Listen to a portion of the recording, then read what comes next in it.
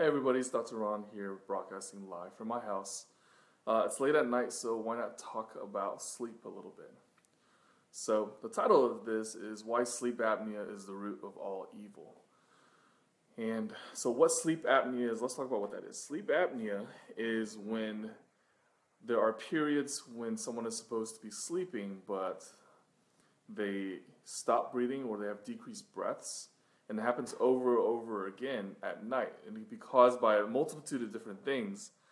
But most commonly is obstructive sleep apnea, which means that there's either something in the palate or there's obstruction in the upper airway causing decreased airway entry into the lungs. What that means is that there's either fat or there's some palate that's obstructing. It's called obstructive sleep apnea. So when you're laying down at night and the palate goes to the back, and there's tissue in the back that's obstructing their airway flowing in. That's why people snore, and that's why people snore, have a period of stop breathing, and then come and then wake themselves up out of sleep. And that's very typical for obstructive sleep apnea. So the danger behind having something like that, and the spouses will know before the patients do or we do. The danger behind that is that when that happens, the oxygen level in our blood drops. And as the oxygen level in our blood drops, then our body goes into this fight or flight response. And it becomes like a stress response. We secrete all this stress hormone. And this stress hormone makes our body wake up, and it puts us into a state of wanting to just fight or flight, fight or flee, right? But that is not conducive to sleep. So obviously you wake up multiple times. A lot of times people don't remember that they wake up. But once again, the spouses or the people who they sleep with will know before they are. And a lot of times people come in and say, hey, my wife or my husband wants me to get checked out for sleep apnea because they think I stopped breathing at night. And to evaluate for sleep apnea, we do a sleep study. But let me tell you just really quickly what the dangers of having low oxygen are. So if we have low oxygen at night while we sleep, and there's intermittent periods when we stop breathing, the stress hormone not only wakes us up, but it decreases our quality of sleep. So when we wake up, we're tired. We're absolutely drained, even though we have plenty of sleep. We'll wake up really tired in the morning, and then we kind of go sluggish through our day. And then what happens is that it makes everything very stressful. It makes our life very stressful. It makes our life very stressful if you haven't had good quality sleep.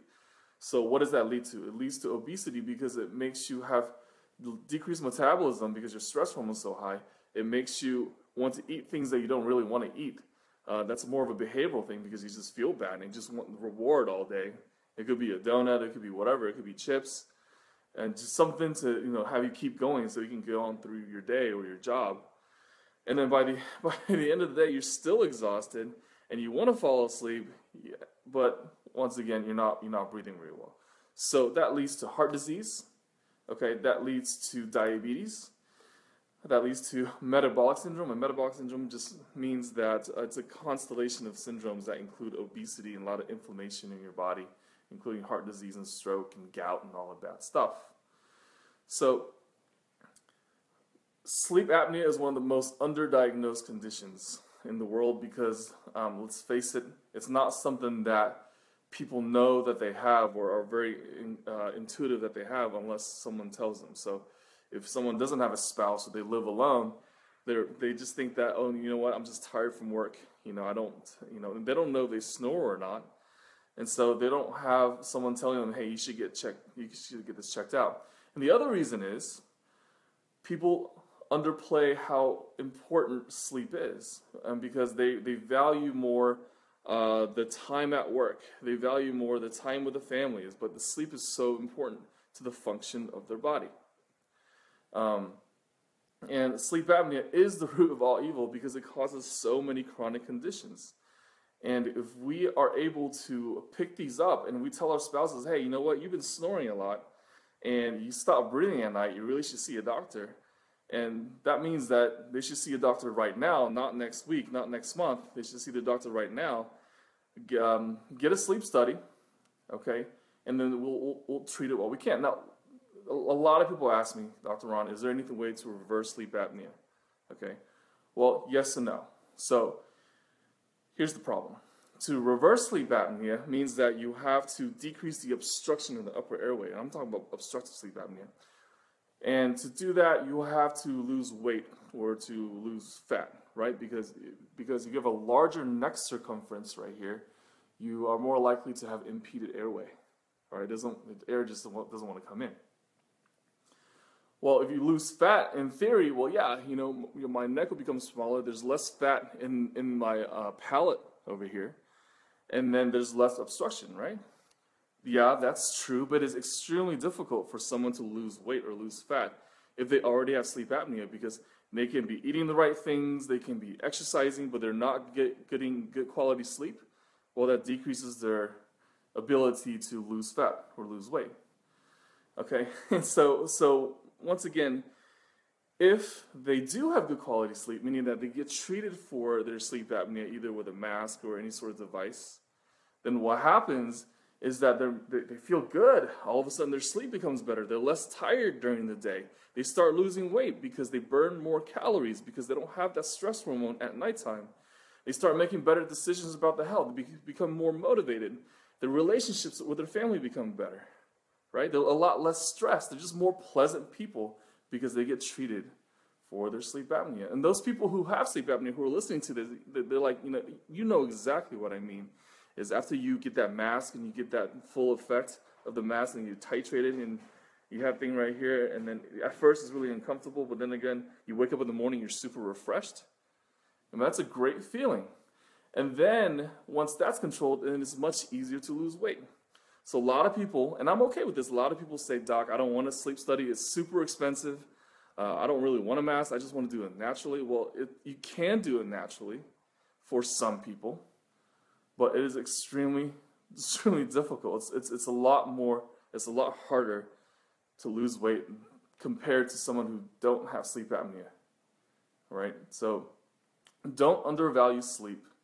If you or your spouse snores and stops breathing at night, get them to see a doctor. If you snore and you stop breathing at night and your spouse is telling you, you get your butt up and you go see a doctor, because the longer you wait, the more complications you have, right?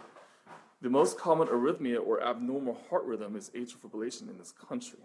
1 in 4 people will get it sometime in their life. And guess what? More than half of the time it's because they have undiagnosed sleep apnea. And their heart has abnormal rhythm because it's always stressed by all the stress hormone that your body is producing, okay? I talked about eating right. I talked about exercising. I haven't really touched on sleep before, so I'm really happy to talk about this to you guys, so that hopefully you can, if you have sleep apnea, then you can get some help, or you can convince your spouse or somebody else to get some help, okay, from a physician. And if you know you have sleep apnea and you're not using a mask, like I know a lot of you are doing that, then think twice, because every night that you don't have the mask on and that the sleep apnea is uncontrolled, it just leads to progressively worsening things, and you just go on a downward spiral, okay? So thanks for joining in. Thanks for tuning in for those of you guys who are listening live.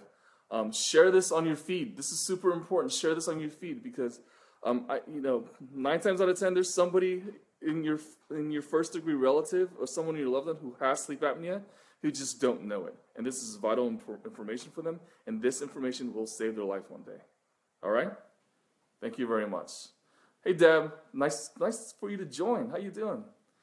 So I'm going to click like on this thing. Oh, I liked your comment. That's kind of cool.